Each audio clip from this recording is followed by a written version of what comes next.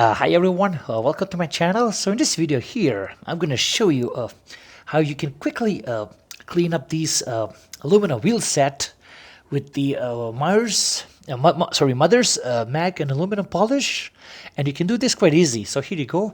What you're gonna need the polish, and you're gonna need some some rag. This is my ripped dirty pants. So what I have done here, you see, I'm gonna just dab it a bit. Okay, see. Let me show you how much. Just a little bit. It goes a long way. This is just the new old stock that I have there. Okay, so we're gonna put this aside. I already started doing this side here. So this is oxidized. This is a little bit done up. This is oxidized. Okay, let's take some polish here. Actually, it's a little more. There you go. And now let's rub it in just a bit here. Let me show you. Now, if you see this turning black, see there's black. That's a good news. If it's not going black, you're not doing something right. Okay, and let me just want to show you here what I'm talking about. Okay, I'm not going to do much.